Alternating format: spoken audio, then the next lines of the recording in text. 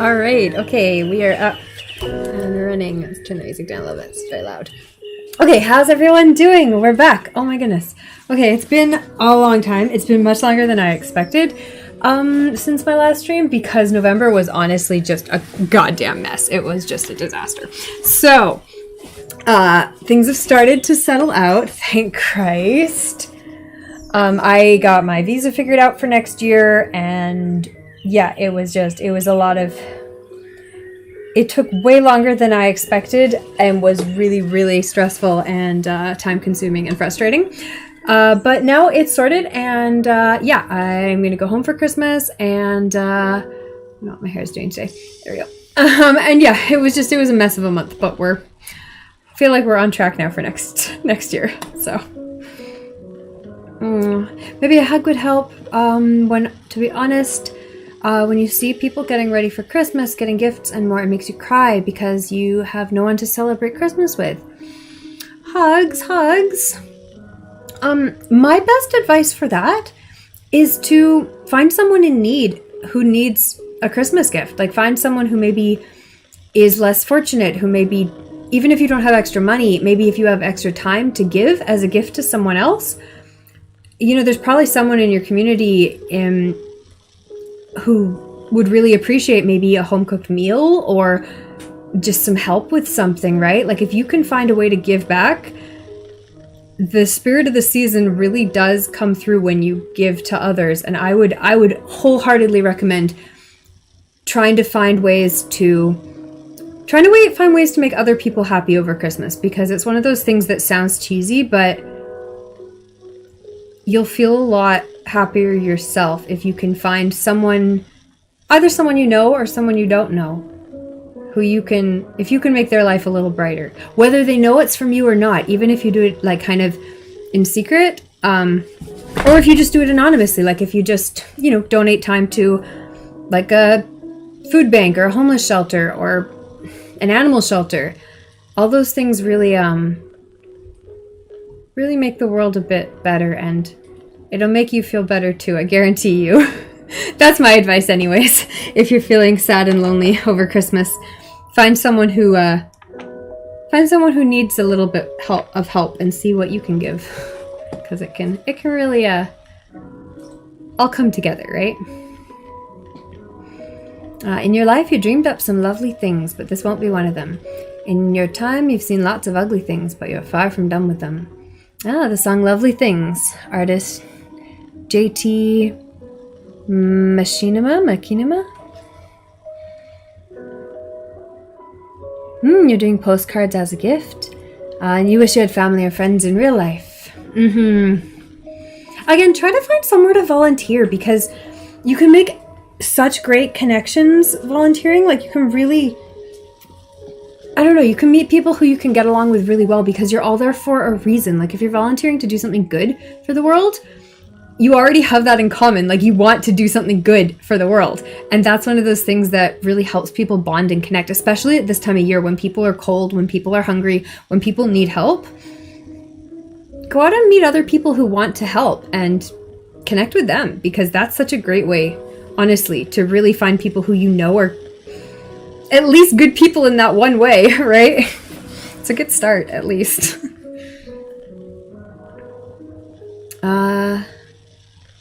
If you want to volunteer, you need to fly, and you're scared to fly?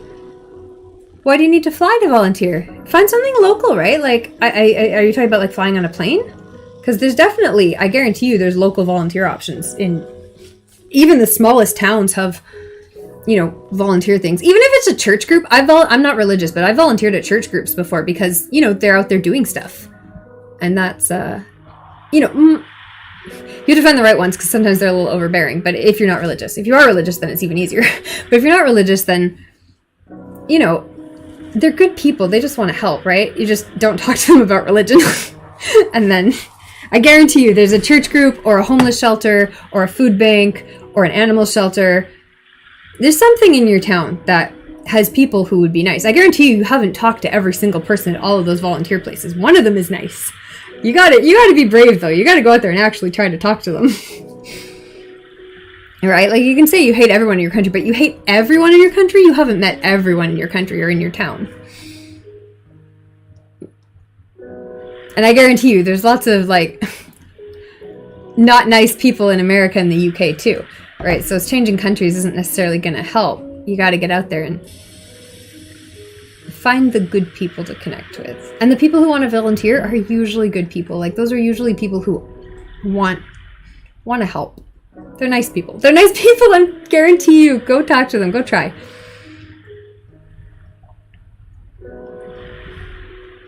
Yeah, believe me, so many people have yelled at you for no reason or made your life worse.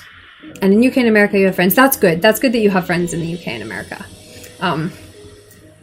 You know, I still think if you're stuck where you are and it doesn't sound like you're leaving anytime soon, to make the most of it, right? Like, especially over the holidays, if you're there for at least the next 3 weeks, you know, find a group who's doing something for the holidays, because it'll make your Christmas a little bit nicer. That's what I always think, because I've spent a lot of holidays on my own, and I always try to find some community group who's, you know, even if it's not a charity thing, even if it's just like a community supper or a group meetup or a Christmas party, you know, kind of those groups.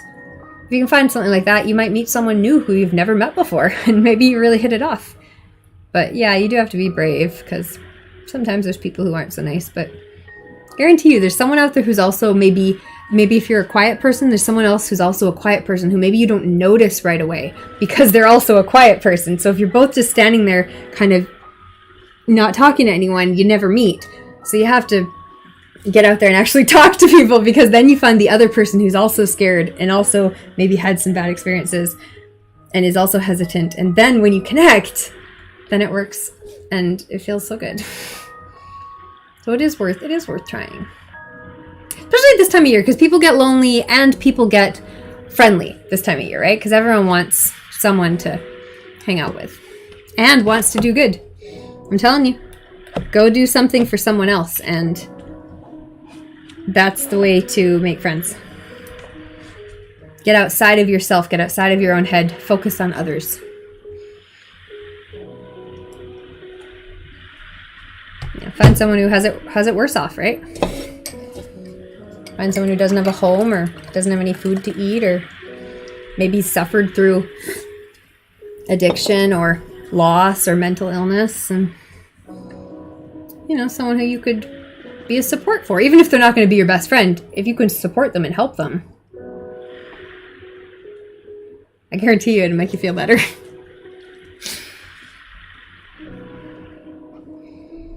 It's worth thinking about, right? It's one of those scientifically proven things to work.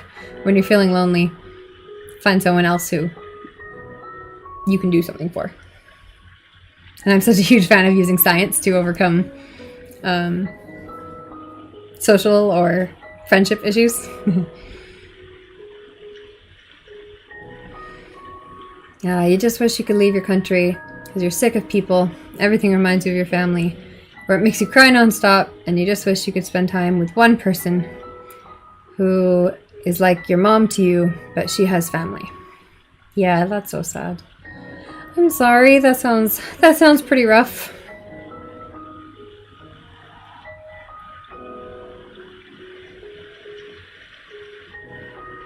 Yeah, remember, if everything seems kind of like it's not getting better or not changing, you know, it might be time to try to talk to someone again.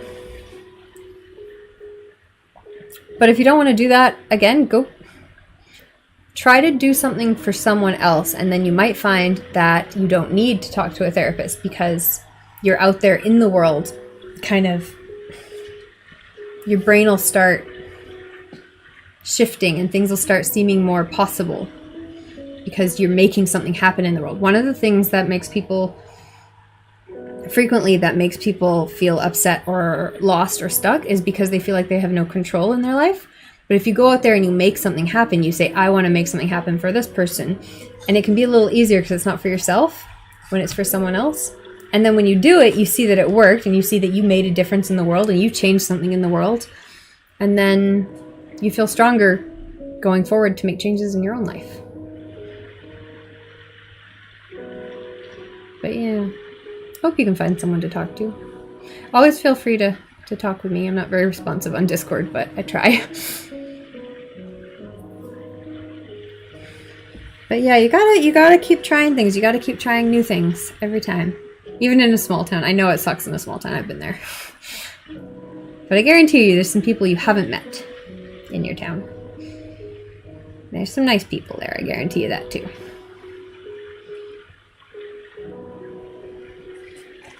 This might seem like you can't find them. Okay, what have I got to do today? I've got book club. I've got to buy plane tickets. Ew, yuck, gross. Hey, Goku Joku. How are you today? Hi. If you were not scared, you'd go and visit your friends, but you have a big fear and anxiety, and to be honest, you feel very weak. And that's why Tuesdays and Thursdays visiting the social center. And now we did about 10 postcards to people who don't have a home. Oh, that's perfect! See, that's wonderful. Oh, I'm so glad you're doing that. That sounds really good. Like something to kind of, yeah, like a place to go. And something to do that's, you know, for someone else. I think that's wonderful. Yeah, it is really scary, isn't it? It can seem really, really overwhelming and big to go visit places. Goku Joku, you're pretty good, just chilling. Very nice, very nice. We're gonna do book club here in a second. I've got my notes ready. And then, yeah, I'm trying to figure out what else I want to do tonight. I want to do flights. I should write that down. I should write flights down. Okay, flights. I've got to do some graphic design. I've got to do some writing work. Got to do some titles and stuff for writing. And I've got to do... Oh, I don't know if I'm going to do banking today. I might do banking tomorrow. I've got to get a new Italian bank account. And I think I have all the paperwork to do it now because I've tried a couple times and I didn't have all the identification cards I needed. But I got the new card, so I think I can get my Italian bank account now. So I've got to do that. I'm going to try to do it online first. But I'm nervous to do it because I've tried twice now. So we'll try tomorrow on that one. I think I'll try to get some other stuff done today. Oh, I've also been trying to pay my internet bill and it won't pay online for some reason. Like the button you click to pay just doesn't load anything. And I'm like, well, that's fun because I've definitely paid it online before. And it's like, well, this is my internet bill, so I need that to work. But yeah, we'll try to do that. Okay, what else have I got? Banking, graphic design, TikTok, graphic design again. Why do I have that on here twice? And banking, okay. All right, so we're gonna start with book club then. Hey, Beginji, how you doing? You're sleep deprived and missaw what you were holding and somehow thought you were pregnant for a second. I don't know how, I'm like, my lower body isn't on the camera, but interesting. I wonder, curious. I'm not quite sure how that would even give that impression, but all right. This is just my cozy, warm sweater, so it's nice and oversized and soft.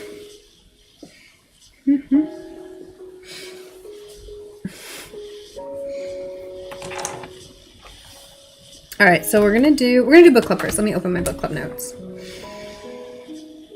Okay, so the book we read, honestly, I read this like 2 months ago. I've just been, like I said, I didn't do book club last month because last month was a mess. And I think I did it the month before that just because that was busy too. But we're doing book club this month. So we've got The Power of Ritual by Casper ter Kuile. I think that's how you pronounce it. I'm not sure. And this book was really cool. I wanted to read this book because I'm interested in things like habits, and I've read a couple different books on this channel and reviewed a couple books about habits and forming habits and that kind of thing, especially for like productivity or business or study skills, those kind of procrastination habits. And so I wanted to read this book because I wanted to get some insight into things like how to make a habit that's not just a habit, but it's a ritual, like especially for things like taking time for like self-care and stuff and making that like an actual nice experience that you want to do over and over again rather than just another checklist item on your to-do list, right? Because that, everyone talks about self-care, but sometimes it can just seem like another thing you have to check off. And so I wanted to like make like my morning routine into more of a conscious ritual and things like that. Things like having, a nice, I don't have a bathtub right now, but when I have a bathtub, I usually do that once a month and get like, have a nice bath and a bath bomb and all of that, and like just make it into more of a conscious ritual. And so this book kind of actually delivered exactly on what I thought it was. And it went really interesting because it went into kind of a couple things I wasn't expecting, things like pilgrimages and just like the nature of how and why humans have used rituals historically and continue to create them even when we don't think we are. So it talked a whole bunch about things like the types of social groups that function in the same way churches used to function socially. So things like creating a social community, a social group that gets together and talks about things, light social things, as well as heavy, deep interpersonal, emotional things. And also a group that gets together and has social events and has big things and small weekly things. And it just went through like all the different levels of how humans like to have our society function and why some of these things work and some of these things don't work and what we're missing a lot of in modern life and why it's sad that we're missing that, because and it goes through kind of like what functions those things serve for our, for humans and why we like them and how to consciously create them, and how it looked at like research on what kind of weird things have ended up fulfilling that function in our society. So things like exercise groups, things like maybe baking groups or hiking groups or book clubs or other stuff like that, right? Things where people get together, and things that are like maybe businesses, but things that are also just like non-commercial, just social groups. And so I'm going to go through more detail on all of it, but I thought it was really cool, and it really did, it delivered on what I wanted it to do. So I'm going to go through my notes. But overall, I like the book. Yeah, so it talks about how the religious traditions that used to serve these functions have kind of failed in modern day, and many have actively excluded large portions of the population. And so people are looking for a new way forward. So they deliberately went through kind of research the history of what religious groups did and what modern groups do, and how to kind of connect those, or what we should bring from the past into the future and what we don't need to bring, what we can leave behind. So it talked about things like, a couple of things it talked about was things like Tough Mudder, things that religious groups that are really, really attract. I think one of them was like a cycling. Oh, I can't remember. I think I'll have it listed in here somewhere. But things like that where it's some sort of, technically it's an athletic event that people train for, but the people who get into it get so into it that they're doing it, it's this huge part of their life. They meet up every week or multiple times every week with the same group of people to train for this event. And then there's a big annual event that everyone goes to, and that's the pilgrimage, and how it groups all these people, and this becomes like a huge part of their life and their personality. And in the same way that historically, maybe religion was a part of their life. If for this person, if they lived, a couple hundred years ago. And it talks about how people even talk about these things as if they are a religion. People will say, it's my church. People will say, it's my religion. Literally, people will say all these things because that is exactly the same parts of the brain that they're using. And they'll have all the little details. They'll have things like visual identifiers that they wear that identify them as part of the community. They'll have places they go. They'll have events. They'll have lingo and all this stuff that helps people identify each other and feel like part of an in-group. And how these are open groups. Like anyone can join. Anyone can be a part of it. And you could also leave at any point if you want. So it's more freeform than a religion that had all these... that might have all these more archaic or more strict rules or holdovers. It talks about groups for things like art and creative spaces, things like gardening, I said baking before, anything like that where it's a building community, or things that are group projects, like maybe they're working on building something together. Okay, so yeah, secular spaces were offering people connection in similar ways that religious institutions once did, and also providing things that filled a spiritual purpose. Personal and social transformation, a chance to be creative and clarify their purpose, and provided structures of accountability and community connection. The leaders of these communities, things like random groups or athletic groups or anything like this, the leaders of these communities become trusted and respected and are often approached by the members about life questions. Things like weddings and funerals being led by yoga instructors and art teachers. People being counseled through a breakup or a diagnosis by fitness leaders. All sorts of things that used to be done by your church are now done by secular groups in modern society. So really interesting stuff. Did I check that my captions are working? I feel like I tried. Okay, yes, they're working. They should be. I don't know. Oh, I got distracted myself there. Surprise! I got distracted. What? Never. Okay, I think they are working. Okay, I'll continue. Yeah, so they said kind of looking through ancient traditions can actually give us insight and creativity into more things to bring into the modern world.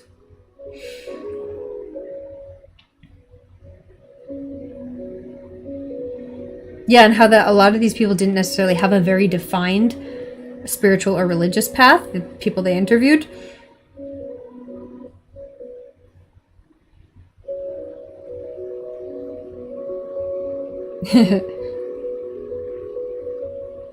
Oh, one of the things that was super cool about this book is it talked about sacred texts and reading and how to read a book in an insightful way instead of just in a regular way, and I thought that was really cool. It talked about, and so I don't do this in this book club, but maybe I should. It talked about how you could read a book with a group and use a novel and have kind of more in-depth discussions about the plot and the characters and in terms of what we can learn from them and what the text might be, what the text is presenting in terms of an idea and how to live your life and whether you agree on it or not. So I thought that was really interesting. Yeah, and it went really in depth on that. It talked about the Jugo II, who was a monk who talked about how to do this with the Bible, and he had really good points on it, so I thought that was really neat. Oh, and then they even talked about how to do a sacred reading on a painting. So the Dutch theologian Henry Nouwen wrote a book focused on the single sacred reading of a Rembrandt painting. Just spending hour after hour unearthing layers of meaning, finding yourself in the characters depicted on the canvas. So doing that with a book or a piece of art, I just thought it was so neat. So it's such an interesting way to really dive in depth into something. Other parts, okay, so we talked about taking rest days. So the Sabbath is the traditional one religiously. Taking time that's intentional to really take a break, to have space to think, to contemplate difficult questions or decisions, to ponder things, and to think without interruption, in silence and solitude, and just taking that pause and how making that intentional is important, which is something I feel like I do need to do more of, because I will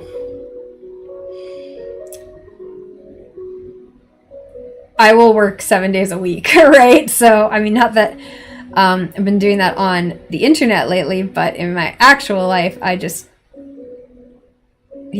find it hard to take days off when there's work to be done. Okay, what else? Yeah, a break from the collective busyness and distraction. So that, I mean, it talks about like taking time to do art or creative things. And so I do try to do that. I'll probably be doing art club on Wednesday this week and maybe design stuff on Thursday or Friday.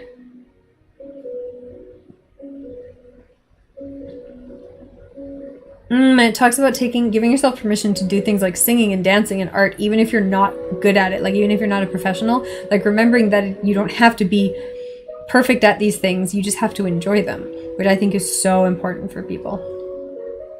It goes back to one of the other books I read recently, which was the play, I think it was Play Anything book, but talking about how the importance of play in the human psyche, like how it's important to just do things for fun, and you don't have to be a professional, you don't have to be perfect, you don't have to be good at these things, you just can do them because you enjoy them.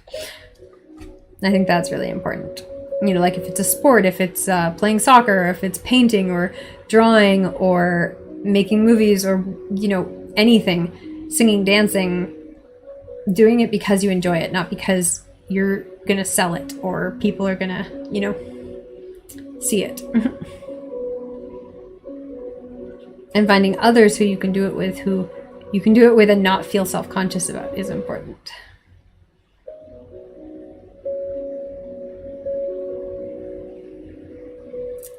What else do we have? Oh, it talked about, like a summer camp for adults was one of their things they studied. How people could just, you know, let go and have fun and laugh and get weird and sing and stay up late and just, you know, have play again. And I were just talking about how play is so important even for adults, even though we pretend it's not.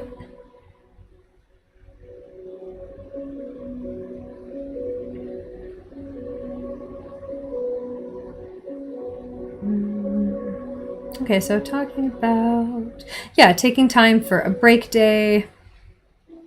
What does that look like? Are you going to stay away from technology? Are you going to read a book? Are you going to, you know, what are you going to do? Are you going to, you know, just watch a movie or have a bath or all of those things? Kind of making an intentional time to take a break and rest. Okay, it talks about connecting with others. So we were kind of talking about this earlier in the stream. So this was a quote. The people who are most satisfied in their relationships at age 50 were the healthiest at age 80. So relationships matter for your health. Not so much the number, but the quality of relationships is what matters the most. Although you do want to have more than just your partner. People whose only satisfying relationship is their partner, generally are not as healthy as people who have a really couple close friends. But one is better than none, so any of those you can, but you have to consciously cultivate them. You have to consciously go out of your way to make and maintain those friendships. Yeah, it said people who had unsatisfying relationships, their physical pain was worse. It was magnified by their emotional pain rather than compared to the people who had satisfying relationships. So good relationships protect our bodies and our brains. Our memory stays intact longer when we feel like we can count on people. Okay, 2 consistent community building trends were people getting together to eat and people getting together to work out. So physical activities and food. I talked about sacred meals, like how to plan and set an intention for a sacred meal, how to make sure that, you know, how to try to encourage others to also show up for deeper connection rather than just shallow connection, which is, you know, somewhat out of your control, but you can start to encourage that. Oh my God, I was just watching Ted Lasso, and I feel like that's super about that. Kind of, first of all, Ted Lasso is so good, and everyone should watch it. It was good. The ending was, I don't know if the ending was super satisfying, but only like the last 5 minutes. Everything else about the show was really good, so I do recommend it. Last 5 minutes was weird. Yeah, so cooking together, sitting down to eat together, those are the best ways to create close, continuous contact. So if you make a commitment for a community to meet up every week, then people will have something, maybe something go wrong or some good news to celebrate. It can come up on a regular timescale and everyone can be in community, basically.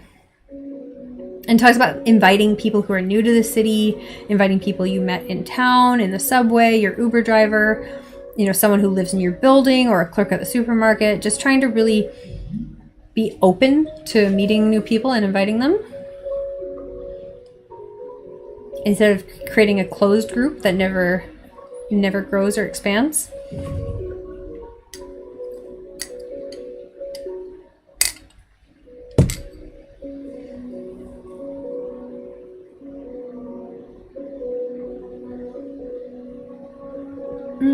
Okay, so it talked about things like doing walks and hikes with people. That kind of, we're going to get into this more again with kind of the pilgrimage section, but yeah.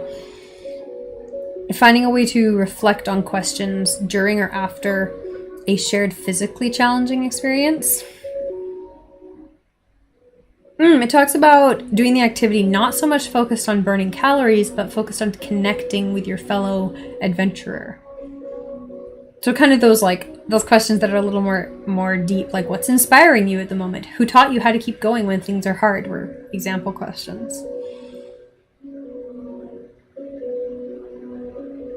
Yeah, and then the idea is that maybe if it's just your running buddy at first, over time they become a real friend. Even if you're just in a fitness group, maybe you've signed up for a 10K or a marathon or whatever, right? Those people you run with every day, really try to connect with them more, and you might be surprised at how close of friends you can become, especially through things like consistent fitness commitments. They talked about sacred dance, how that's in a lot of different religions. I'd say dance and music. Okay, so they talked about connecting with nature. There were 3 points here: pilgrimage, the seasons, and they've got reimagining the distinction between our bodies and the outside world. So that was a little more complicated, but pilgrimage was very straightforward. People who have regular access to nature are less likely to be on antidepressants. I think I've read that before. Basically, if you feel like you're depressed and anxious, just take even just 5 minutes a day and walk outside. Even if you don't want to, just seriously go outside and touch a tree, because scientifically it will help you. Even if that's all you do. If you can actually take a walk for 20 minutes, that's way better. If you can go out for an hour and, maybe go for a run or go for a walk, or just take the dog for a walk, or whatever it is, walk to the park and walk back. Even just walk to the grocery store and walk home, if that's possible for you. But yeah, even if you can't do anything else, get outside and touch a tree. Touch some grass, whatever it is that you have near your building. If it's a shrub, if it's a garden potted plant, get into nature, breathe some fresh air, see some sunlight. Expectant mothers who spend more time in nature have healthier babies. Being around plants can strengthen our immune system and prevent illness. A Stanford study demonstrated that taking a 90-minute walk through nature had reduced neural activity in the area of the brain that's linked with mental illness. And this was compared to walking in an urban environment. So if you have a park, go to the park, even if you're in an urban environment. Don't just walk around buildings unless that's all you have, right? Do what you can do. Get outside. But yeah, the more closer to nature you can get, the better. More grass and trees you can get around, the better. Oh, I thought this was super cute. Okay, so this was just kind of a side tangent. The city of Melbourne, Australia, assigned email addresses to trees in the city. This was intended so that if there was a dangerous branch or a problem with the tree, citizens could report it to the city to get it fixed. Instead, the people of Melbourne wrote love letters to their favorite trees. They just talked about how great these trees were and how much they appreciated them. And yeah, just talking about it as a tree, you don't have exams because you're a tree, but I like being near you even though I'm stressed because of studying. Just cute little letters to these trees. I think it's so cute. So people like that, and it does connect with something in you. So don't feel silly if you love a tree. Go tell the tree. All right, so we're on pilgrimage. This is simply a journey on foot that is transformative, and it's a journey to a special or a sacred place. So this can be anywhere, though. It doesn't have to be somewhere that other people consider sacred or that's like traditionally, religiously considered sacred. It talks about choosing your own places for this. But if you assign some intention, attention, and repetition, then it can become a pilgrimage. So first is setting a purpose or intention.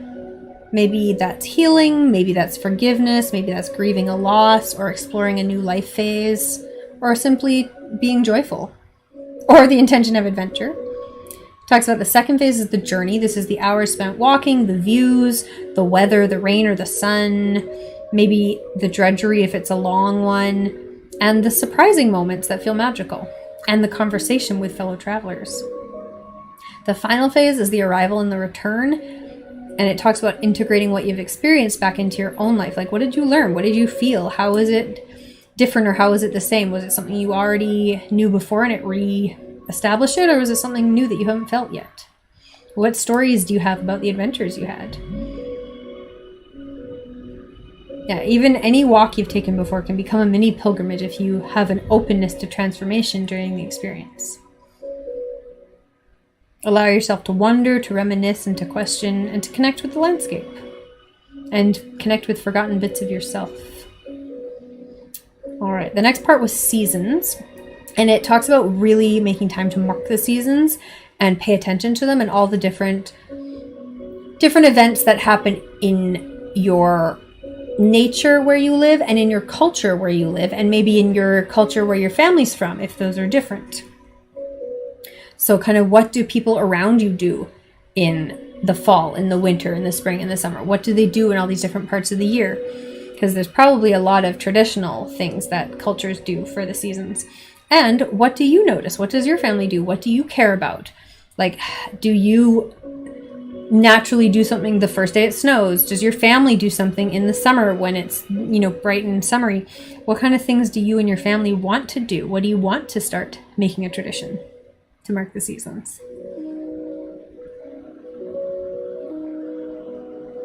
Dun, dun. Yeah, it talks about like the obvious ones, like things like Christmas stuff, things like Easter things like lanterns in the fall.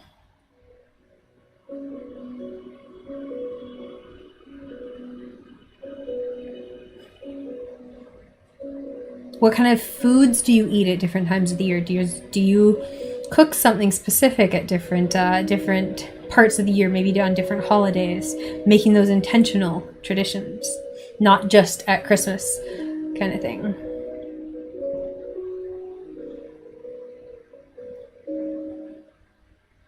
What do you do when spring comes, when there's flowers and all of that?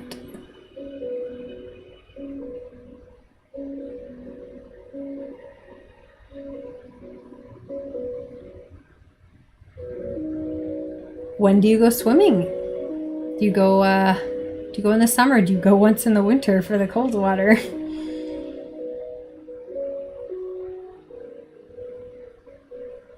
Oh, it talked about makers giving during Thanksgiving, which I've heard of before. It's kind of the type of thing people do where everyone who, maybe in a creative group, everyone brings something they've made to the space to kind of show and share with each other, so that everyone can kind of see and celebrate everything that, the creative group has done that year, which I thought was a really, really nice idea. Everyone just bring something that they've been working on.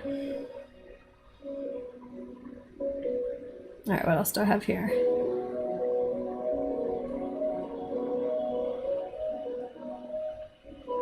Yeah, and just really like being conscious of the natural rhythm of the planet and nature.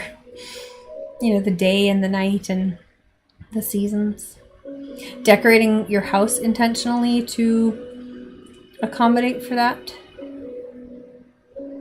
which I naturally like to do. I really like having, flowers in the summer and autumn stuff in the fall and Halloween stuff in the fall and, oh, I jumped my notes around.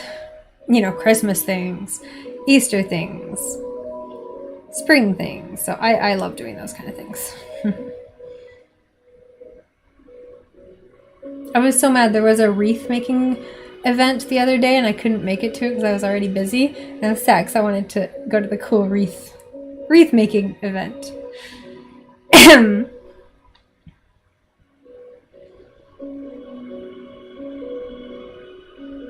Oh, I liked this quote. This was a quote from an environmental activist, John Seed, who said, "I try to remember that it's not me trying to protect the rainforest. Rather, I am part of the rainforest protecting itself.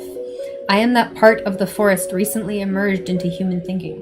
I thought that was really cool. Like, yeah, like, you are a part of nature. Humans tend to talk about ourselves as if we're not, but we are a part of nature. Protecting nature is protecting ourselves. We are a part of it. Like, it is all for... We're all connected. And I think that's important to remember. Talks about creating spaces to honor the seasons and nature in your home. Maybe like having a space for a candle, having a space for these items or plants or whatever it is, to meditate or take a bath. Talks about maybe visiting a certain tree when you walk the dog or go for a run, having a garden.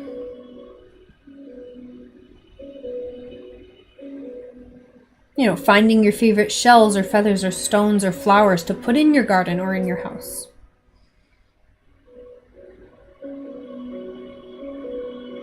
It also talks about like what a modern secular form of prayer could be and kind of what function prayer generally serves in religion and how that can be explored secularly.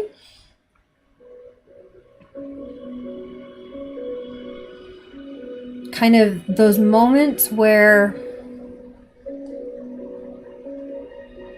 something kind of appears that feels special and sacred even. Especially when you've been maybe talking to yourself or others about how you really feel and really think. They talked about 4 types of prayer. So adoration, contrition, thanksgiving, and supplication. So basically appreciating nature and the world. Traditionally, this would be appreciating God, but if you're not religious, then it would be about finding something you are appreciative in the world. Is that nature? Is that your family? Is that your social group? Is that, what is it in the world that you're appreciative that's outside of yourself? Do you love the beauty of the world? Do you love art, literature? What is it that you love? Find something that you appreciate. And be intentional about it instead of falling into the trap. As humans, we tend to want to worship something. And if it's not religion anymore, we frequently fall into worshiping money and fame and power and status. And these things obviously aren't healthy. Like, there's no way that's functional and healthy to be worshiping those things. And yet, so much of modern society, that's exactly what we worship. So if you consciously choose to worship something that you consider to be a good thing in the world, like nature or art or creativity or those kind of things, then you can funnel that energy that's going to go somewhere and put it into something you actually want to be appreciative of. It talks about how to be conscious of, bring awareness to the ways you've fallen short of how you want to be and want to behave in the world. So in religious terms, this is one of those things that gets a bad rap because religion has made it such a weird thing with all those guilt complexes and, you know, confessions and stuff. But at the end of the day, no one's perfect, and being aware of how you want to grow and improve and where you've fallen short or maybe hurt other people is important to consider. Maybe what have you done that's caused pain or suffering, and what haven't you done that you could have done for others? And basically just being conscious of where you're off track in life and using that as a moment to redirect. And I think that's important too. I don't think it should go into the way where religion can sometimes take it with that guilt complex and like everyone's a sinner. I don't think that's healthy. But I think making a conscious moment to be like, okay, where have I not lived up to my ideals, and what can I do in the future to, what would I like to do differently? I think that's important. It talks about how physical movement can be really important in this part. A lot of prayer traditions include things like bowing or dancing or swaying. And so if you can incorporate physical movement, especially when you're trying to release your own maybe guilt or negative feelings, maybe you're upset about something you did or didn't do, physical motion can really help with this. And it's been not proven, but it's been seen in a lot of different religious contexts for a reason. So I think that was really interesting. Yeah, and if you can find a group where you feel safe enough to talk about these things with each other, this can be very cathartic and very bring you closer together. Just even if it's just areas where you're struggling, like what is not working for you, and what is, are you grieving? Are you struggling with finances? Is there someone you're angry at?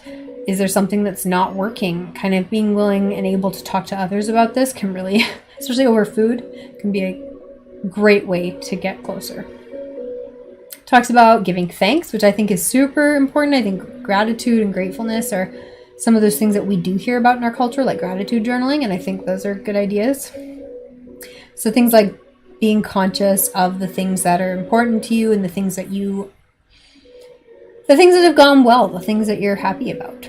Things like journaling, even just speaking out loud what you're grateful for, or sharing it with your family at dinner, or with your partner when you're in bed falling asleep. Yeah, just recognizing what is good in your life.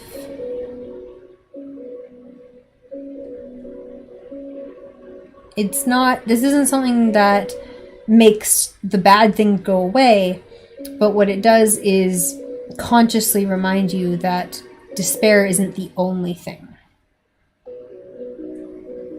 It just kind of helps you zoom out on, especially if you're having a tough time, to zoom out and see a greater perspective. The last stage is to mindfully hold someone or something in the presence of the divine. So the author stated that this came closest to what they thought prayer was as a child, kind of a shopping list of wants, but instead taking a chance to hold the people you love in compassionate awareness, right? Maybe wishing the people you love well, or focusing maybe on those who might be lonely or sick. And not like asking for divine intervention, but just being aware and setting intentions for yourself and what you want to happen and what you might do. Basically intentional well-wishing. And also maybe being conscious of the things in your life that you need help with. If you have fears, bringing those up consciously, maybe in a journal.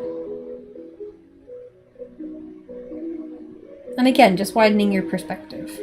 It talks about singing again, how that's a huge part of traditional prayers, and that things like that can really help with people. But yeah, I think it's just so interesting because all this stuff is very much a huge part of the human culture for, thousands and thousands of years. And there's a reason this stuff is so enduring in human culture. If we humans really like to do things like pray and have rituals and have religious groups, and so if that's not functioning anymore the way it used to in our society, I think it's so important to find conscious ways to bring those benefits into our secular lives.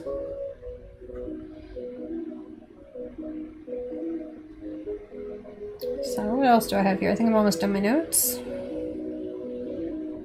Yeah, so blessings are to affirm our inherent wholeness. Traditions become the way our lives find rhythm, depth, and meaning. And I like the way they use the word rhythm there, because we were already talking before about like the seasons and the cycles of nature and how like finding rhythm in those things for your life.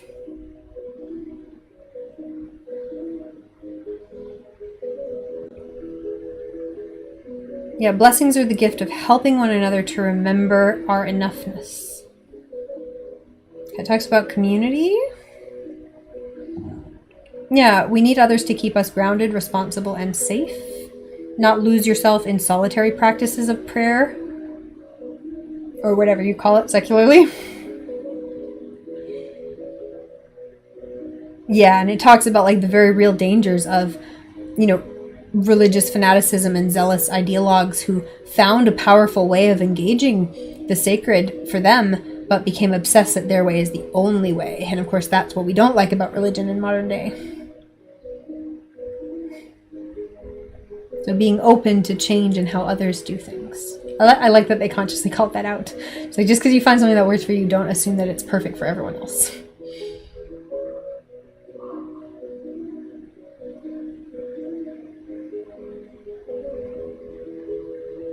Yeah, it talks about lighting candles or incense. Maybe traditionally people use deliberate clothing frequently for religious practices, like for church or for prayer. So it talks about maybe having a specific place in your house that you go to meditate, or a specific sweater or shawl or something that you wear when you're trying to have this experience, and just making that kind of part of the ritual.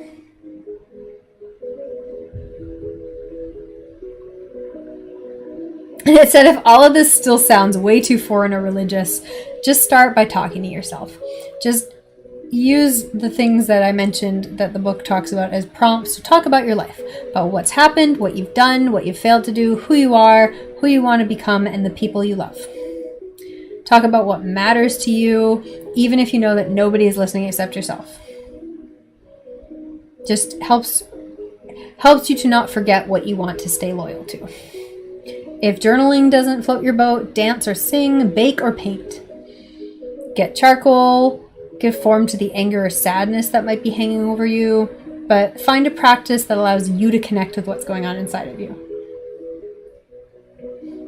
Yeah, and I love the idea of using art for prayer instead, because that's kind of one of the things I really use art for. In fact, this week I had a really good art day where I got a whole bunch of that kind of really loose, really abstract painting done. So that'll end up on Instagram at some point in the future, but it'll be a while. But yeah, it was just one of those days where it was like I painted like 20 little sketchy pictures, and I love doing that when I'm in the mood for it. And so that's kind of how I use painting, to just kind of contemplate the universe and philosophy and our place in the universe, and kind of all that good Zen Buddhism and kind of philosophy type stuff, and just think about it and paint about it and listen to podcasts and speeches about it. And I don't know, that's what I like to do, to think about the universe and paint.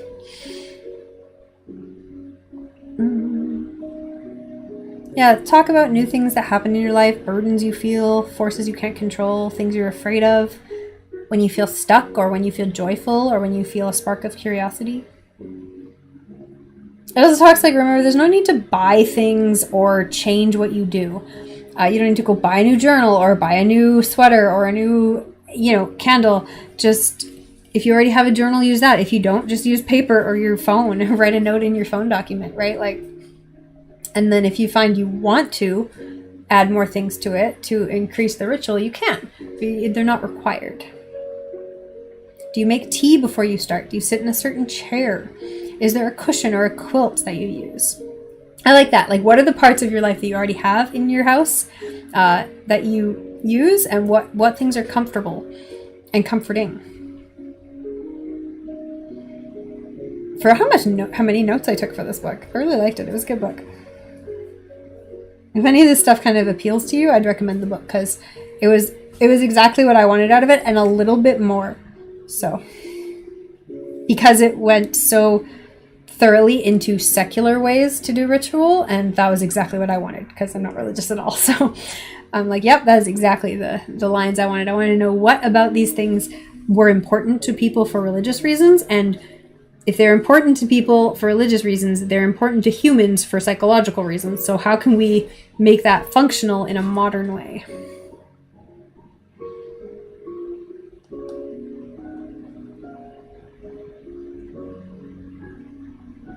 Okay, what was the last thing here?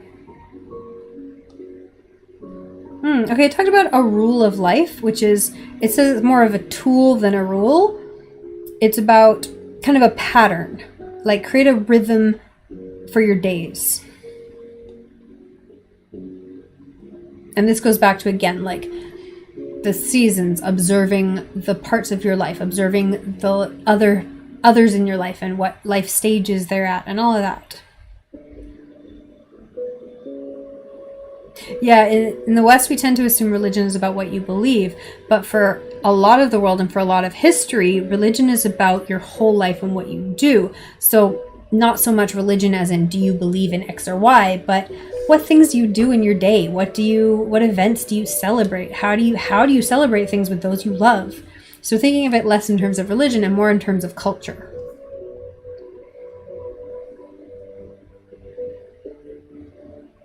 Because those cultural things that we've lost when we threw out religion are still have value.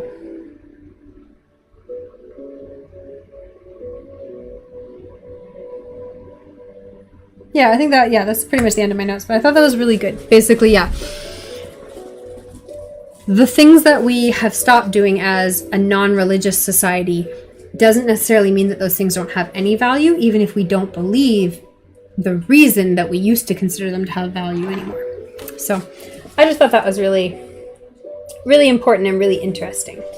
So I liked that book. I thought it was a good book. That was, The Power of Ritual by Casper ter Kuile. And I thought it was a good one.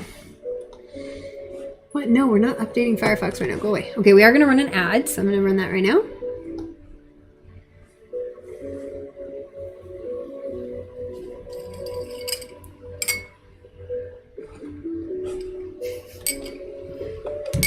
Or not. Okay, come on.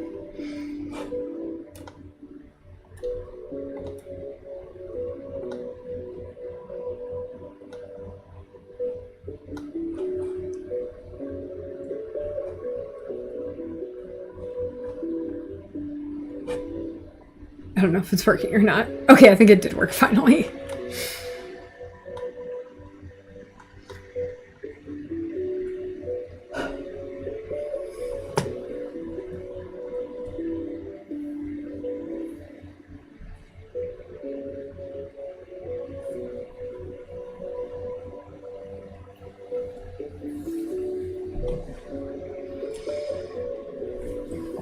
I feel like I look so tired today. Blech.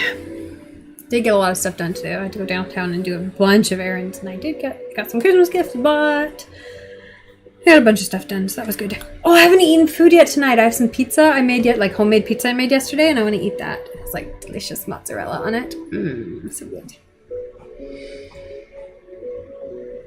I'm just so happy I'm streaming again, because seriously, it's been so long since I streamed. I felt so bad about it.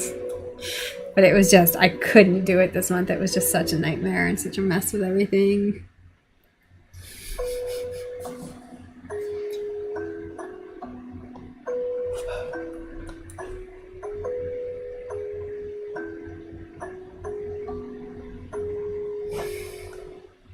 Oh yeah, okay.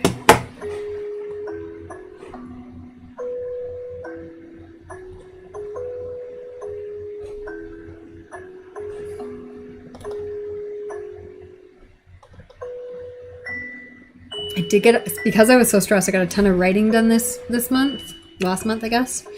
So, we'll try to do writing club next Monday, although I don't know when I have to book my flights. I don't know when I'm going to Canada, but it'll be sometime next week.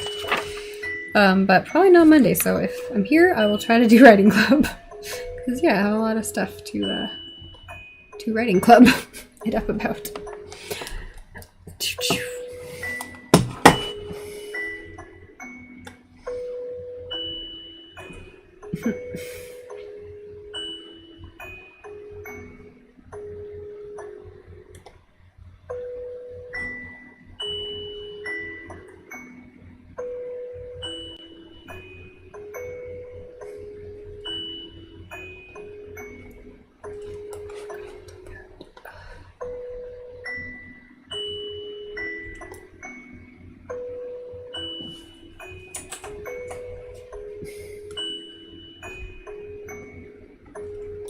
I screwed this up. No, I hate you. I hate you so much. No, quit it.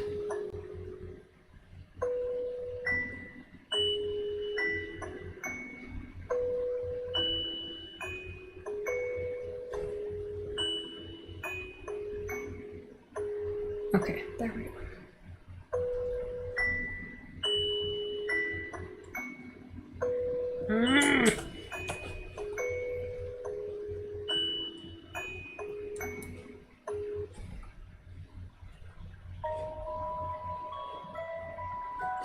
Okay.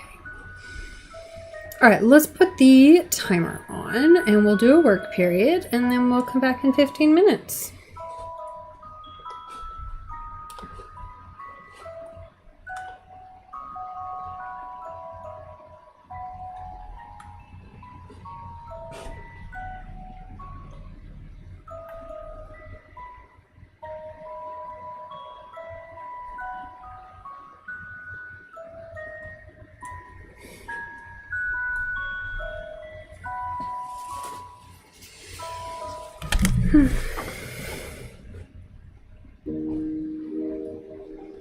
All right, so we're gonna put the microphone on mute and we're gonna do some work and yeah, I'm probably gonna go heat up my pizza and eat it at some point here.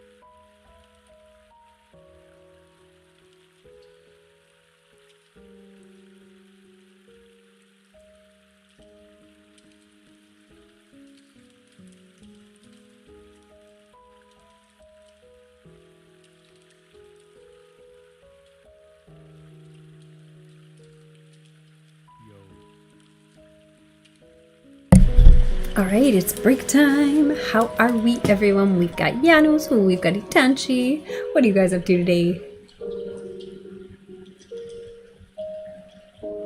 Put the timer on, 15-minute break, and I'm gonna go pop my pizza in the air fryer.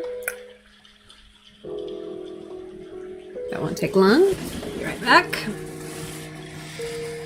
I keep doing this thing where I'll wear a pair of slippers to my desk and then I'll leave them underneath my desk. I don't wear them when I'm sitting, so I usually sit cross-legged. And then I'll walk away without putting them back on. And then I'll bring another pair over to the desk and then I end up with all these slippers underneath my desk. I have to remember to take them with me. But I have 3 pairs of slippers technically in the house, but I only wear 2 of them. So then I end up with no pairs by my bed. And I'm like, God damn it, why are they all over under my desk?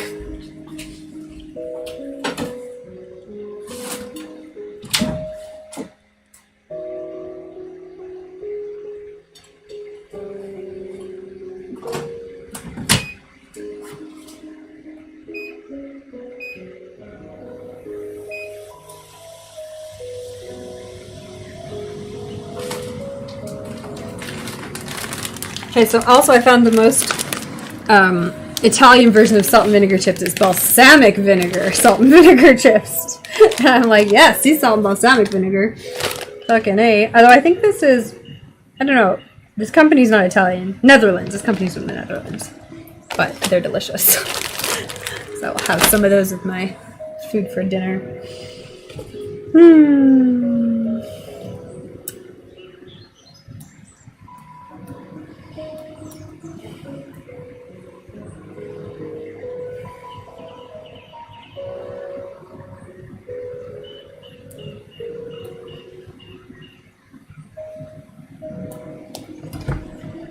Okay, what else have I got? Oh, I'm so excited! I got my good gin today.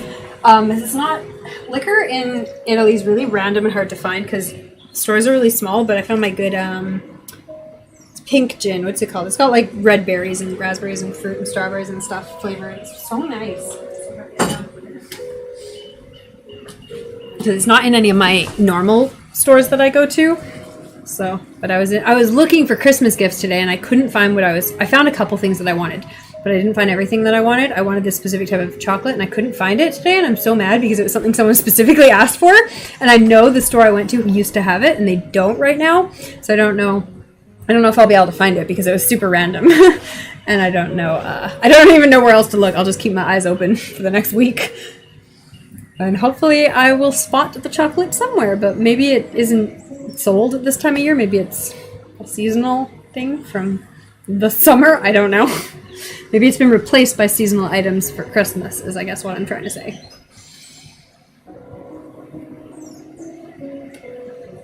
Put that on break.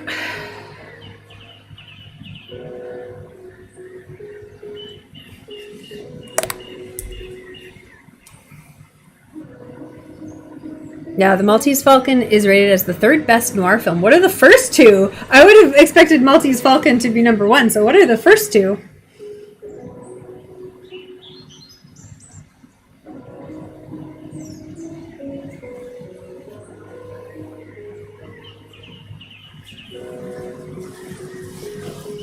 I like noir. I had to be in the right mood for it, though, because some of them are so slow. Like, they have that old school style of movie making where the pacing is not at all modern and it just sometimes I'll start one and be like 10 minutes later I'm like nope, can't do that right now. So I have to be in the right mood to watch old movies, but I like them when I'm in the right mood.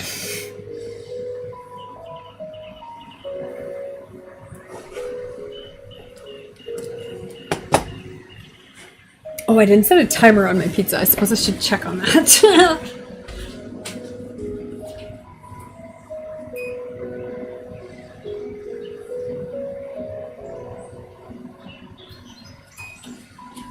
Alright, it's still doing fine.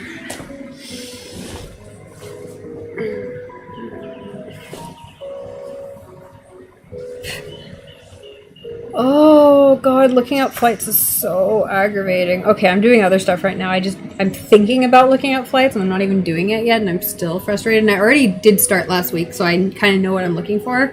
But I have so many stupid things to plan because I have to stop in Ontario, and I have to stop in 3 different places in Ontario, I think, because of all these things I need to do. And it's very frustrating because I have like family, I have to renew my driver's license, and the dog. And so it's like, all these stupid things in Ontario, and it's cold in Ontario, and I don't want to be there, but I have to, and it means I have to plan all of this stupid stuff, and I think I'm going to need to take the train at some point, which is fine, but it's just so much to plan. I don't have any specific dates set for anything, so it's all just like, The prices are rising as we speak. It's getting closer to Christmas.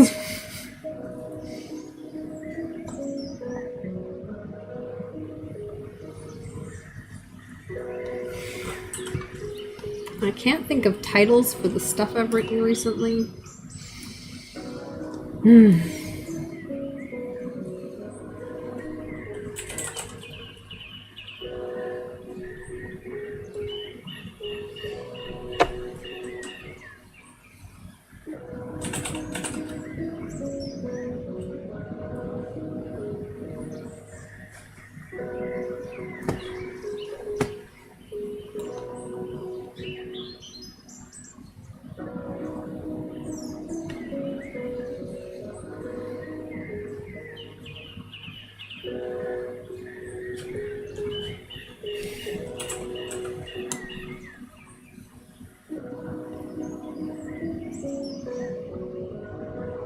I'm kind of waiting to hear back from people. Laura is number 1. I feel like I've heard of that, but I do not even know what that one's about. And the film Shadow of a Doubt is number 2. Okay, I definitely haven't seen either of those, so I guess I should look them up and watch them if they're the 2 best noirs. All right. Good to know.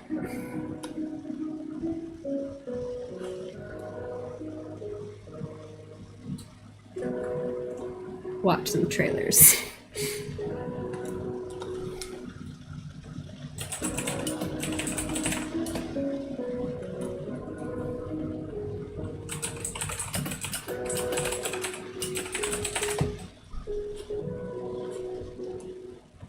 Cool. Noir mystery. All right. Well, I like Hitchcock.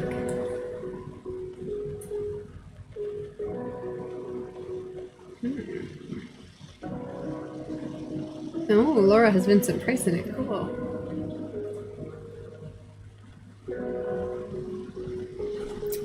All right, I'm interested. Oh, I can smell my pizza. Let's check if it's done.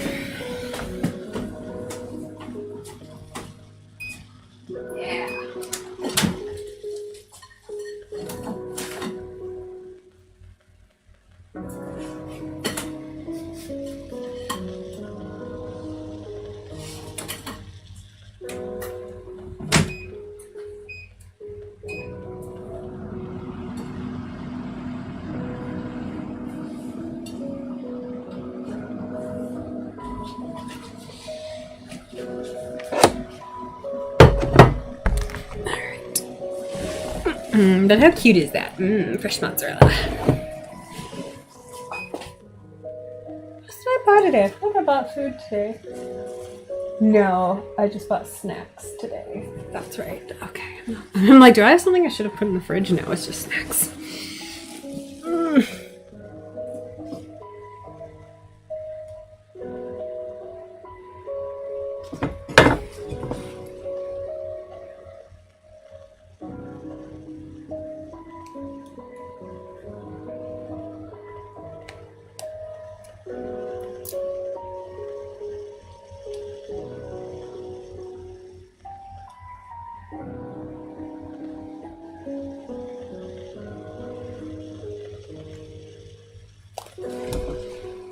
Okay, am I going to Ottawa on the weekdays or on a weekend? What am I gonna do?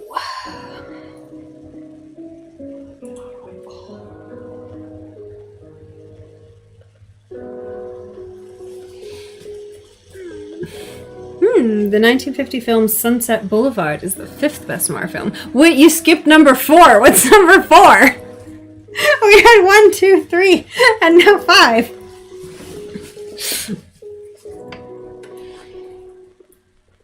But I will look up Sunset Boulevard.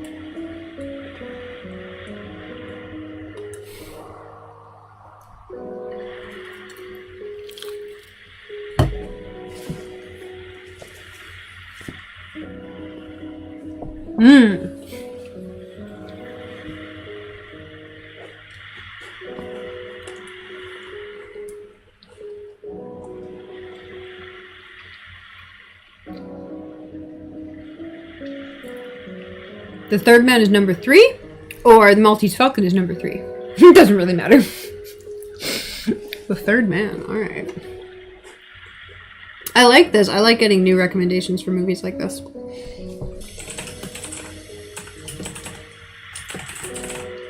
And when they will sit on my to-do list, on my to-watch list for years and years and years, and then eventually I will watch them. Because like I said, have to be in just the right mood.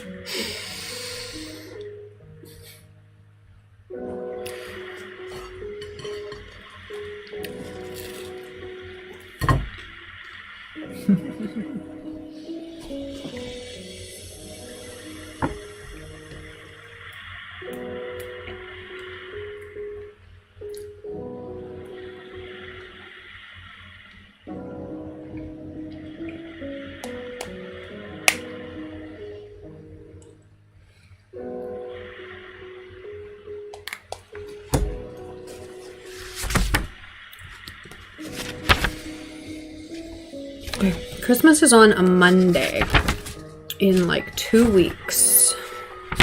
No, 3 weeks. What do you got? This whole week, next week, and then another whole week.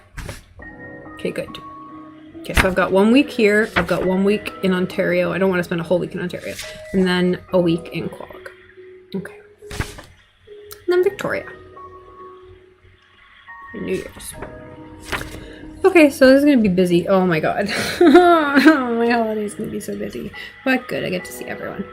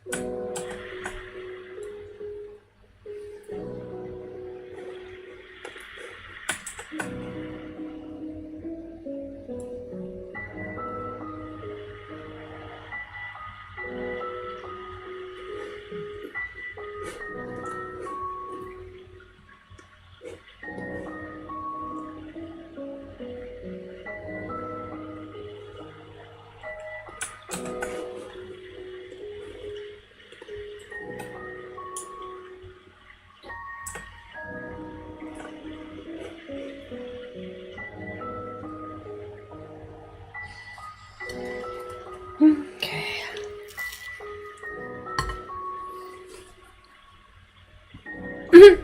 I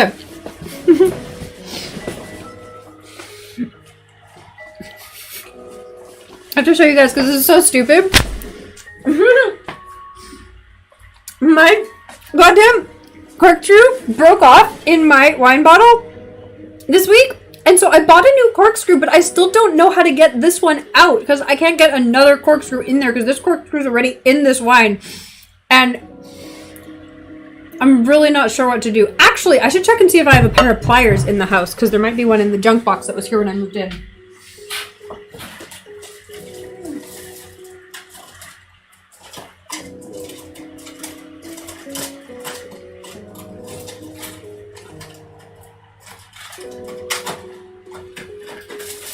No, god damn it, there's a couple of screwdrivers, but no pliers.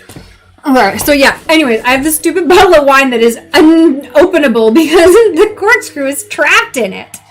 So I've got to figure out what I'm doing with this. I think I might try the trick where you put it in a shoe and you just, like, smack it against the ground until the cork pops out, because I have done that before and it does work. But I've kind of been scared to do that because obviously, like, I have neighbors below me, so I have to do it in the daytime, for sure. Hopefully when they're at work, and then hopefully I can get it open because it's so dumb. It's trapped. Anyways, I thought that was funny. All right, let's put the timer back on and we'll go back to work.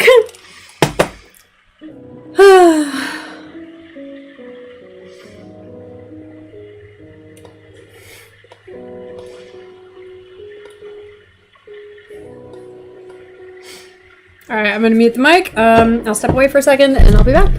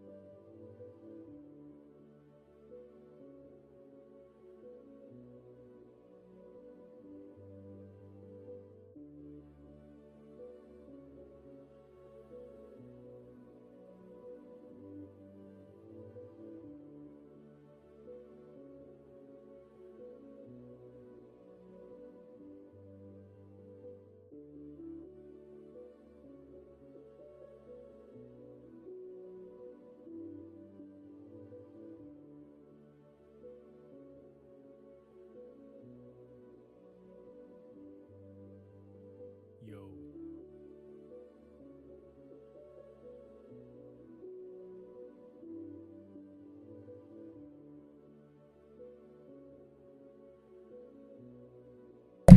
All right, we're done our work period there. We're back on break. And oh my goodness, this week is going to be so cold. And then next week I'm going to be in Ontario and it's going to be even colder. Oh no. Oh no.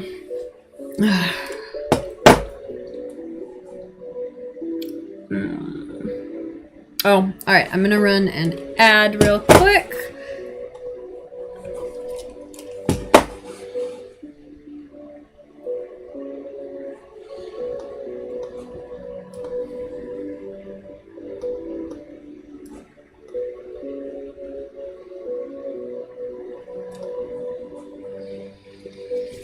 Alright, okay, let's update this timer. Or this tracker. Well, the timer and the tracker, I guess both. Alright. Okay, I think we're probably done for today.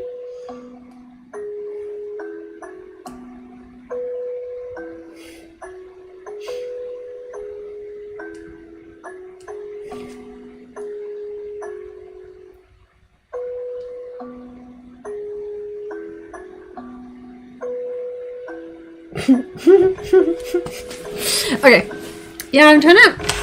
There's at least one or two ski hills close enough to roam, like within driving distance. So I'm trying to decide if I want to bring my skis and snowboard and or probably just one of them back with me this year.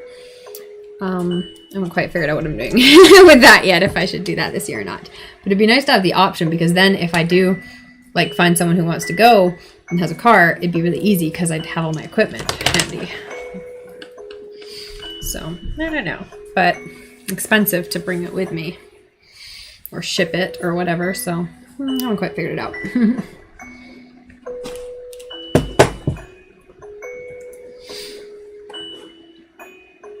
That'd be nice. It'd be nice to go. I almost went last year. I tried to go, but it was slightly too late in the year. I tried to go, I think it was like Easter weekend or right before, and it was too warm. It was like, the ski hill was still open, but it wasn't worth it.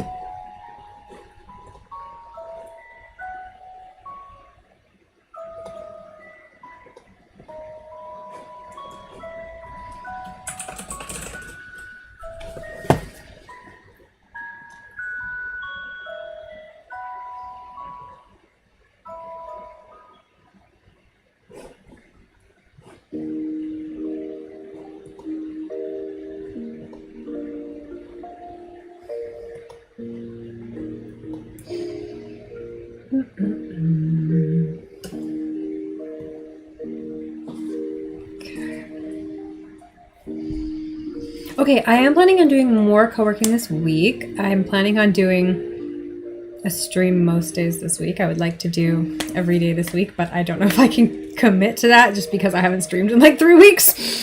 But I'm gonna try. I'm gonna try to stream this whole week. And then for the last 3 weeks of December, I have no idea how much I'm gonna be able to stream. Next week, probably not much at all because I'm gonna be traveling like a lot. I'm just gonna be moving all week. And then the week after that, I would like to get some streams in, but it's going to be the week of Christmas, and so I'm going to be spending time with my family, and I don't know how much I'm going to be able to stream. I'm also not sure what equipment I'm bringing with me. Like, I'm definitely bringing my laptop, and my camera's really small, so I can bring that. And then I have my ring light and stand in Canada, so I don't need to bring my stand or my ring light. But I feel like I don't need to bring my microphone. I feel like if I leave my microphone here and I just use the microphone that's part of the camera or the computer, then that would make my life a lot easier because the camera's really tiny.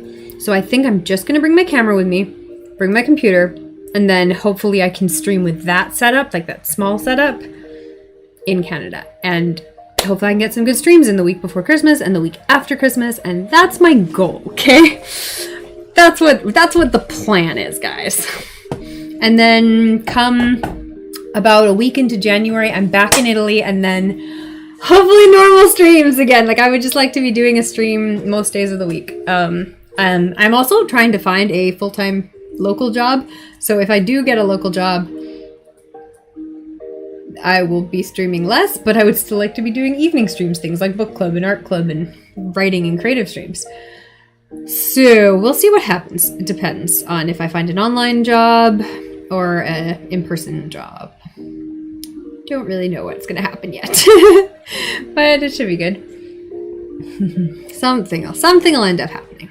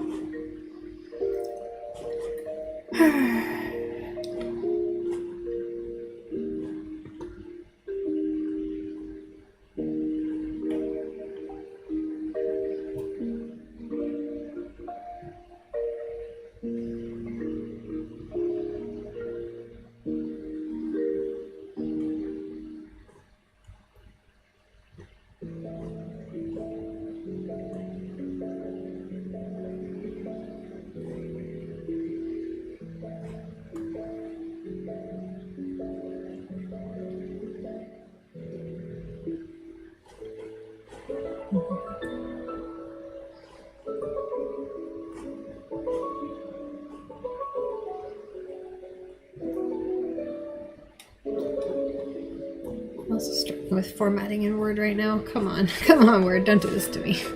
Don't do this to me. Don't do this nonsense.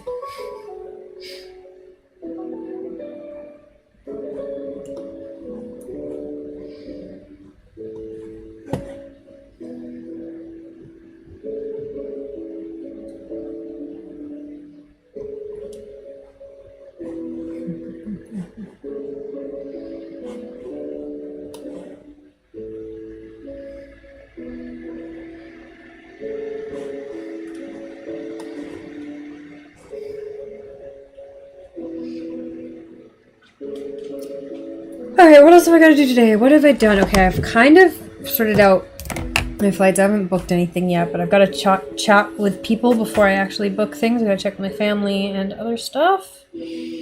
What else do I need to do? I did half of that, and I researched the flights. And I did the stream. Let's check off stream. I did a stream today. Look at us go. Look at us go. We did a stream.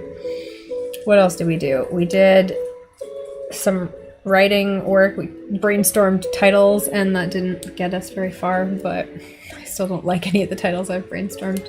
But the trick to coming up with titles is to come up with as many as possible. Like, come up with 30 to 50 titles. I usually come up with 20 to 30.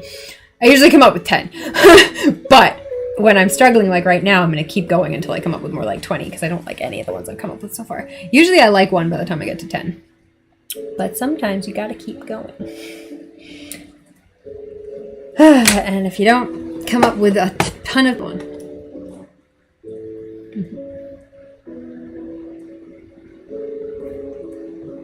Sometimes one just clicks right away and you're like, oh, that's it. That's it.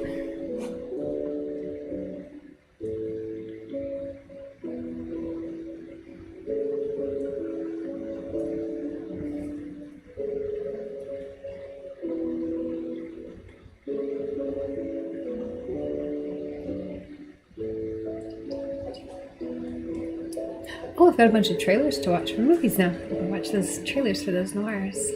That'll be exciting. That'll be fun. Anyone else have any, oh, we did book club earlier, so if anyone has any books they would recommend or any movies they'd recommend, let me know. My recommendation right now is Ted Lasso. I just finished watching Ted Lasso and it was so good. It was really fun. The last season was actually like, honestly, it was so great. Like, every character was amazing and every character got like a full arc and like everyone grew and changed, and even Nate, and I won't spoil what happens with Nate if you haven't seen any of it yet, but oh my god, Nate got such an arc. Like, his character just changed so much from the beginning of the show, and it was really cool to watch. And all the side characters got like interesting storylines and development, and it was so good. I thoroughly enjoyed Ted Lasso, and if you don't like sports, don't worry, I don't like sports, and I still really like Ted Lasso. So it was really cool.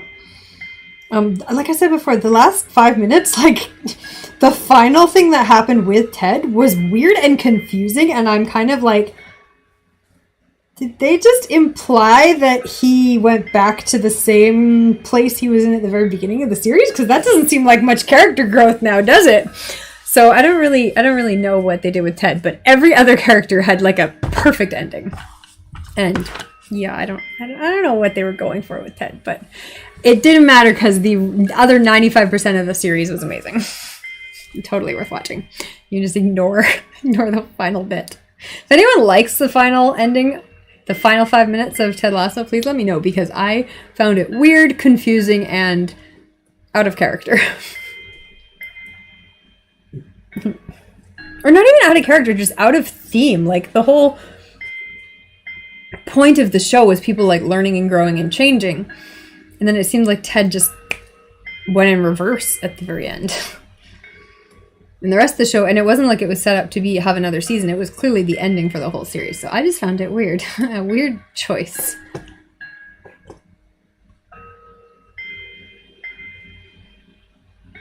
Like, he didn't learn anything. Which I don't get. He just taught everyone else around him to change and grow.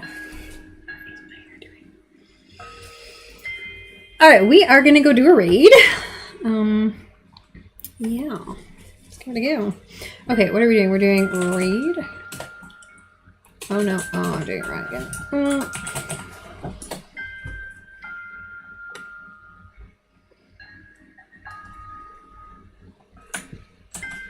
Okay, and this was a good stream. I'm so glad I did it. Excellent, excellent.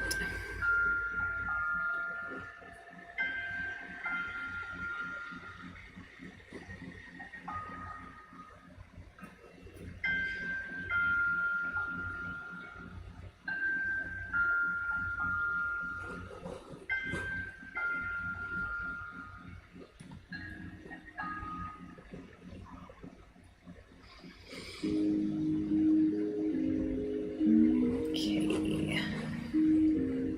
Where are we? There we are.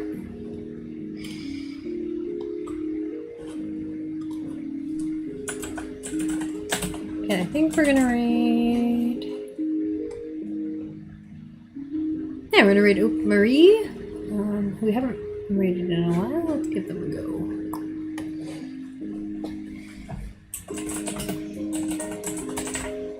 Did I spell that correctly? I did not. Oop, Marie. Alright, who's doing some co-working right now? Let's go give them a read.